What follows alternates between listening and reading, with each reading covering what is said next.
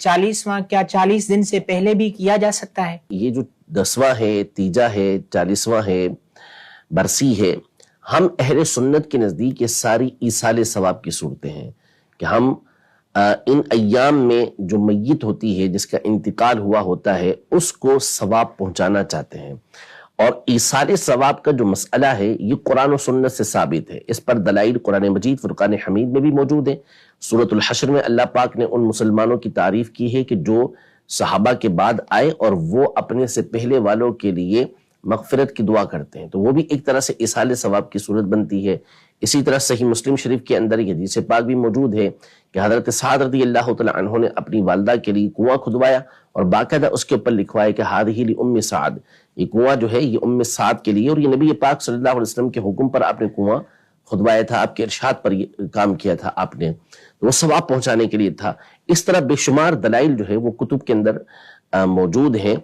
اور بالخصوص جو فقہ کی کتابیں ہوتی ہیں، شرعی مسائل کی کتابیں ہوتی ہیں، تو جہاں حج بدل کی گفتگو کی جاتی ہے تو وہاں پر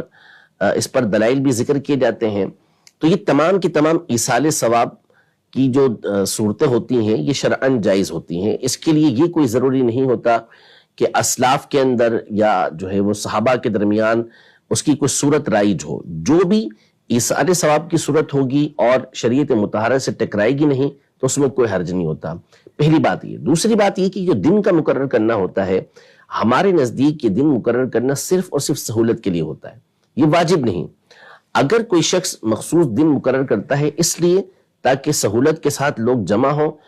اس کے لیے قرآن خوانی کریں، لنگر کریں، تاکہ اس کو ایصال ثواب کیا جا سکے، تو اس میں کوئی حرج نہیں۔ نبی پاک صلی اللہ علیہ وسلم نے خود کئی کام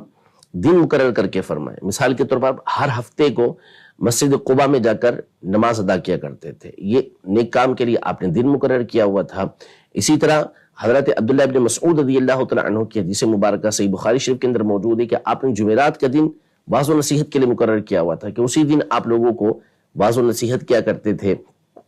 اور اس کے پر دلائل موجود ہیں کہ دن مخصوص کر کے نیک کام یہ کیے جا سکتے ہیں۔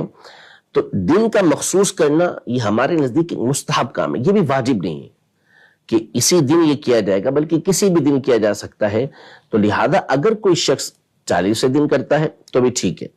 40 سے پہلے 4 دن پہلے کر لیتے ہیں۔ مثال کے طور پر کسی مقام پر جمعہ کے دن چھٹی ہوتی ہے، لوگ بآسانی جمعہ کے دن جمع ہو جاتے ہیں، اور میت کا جو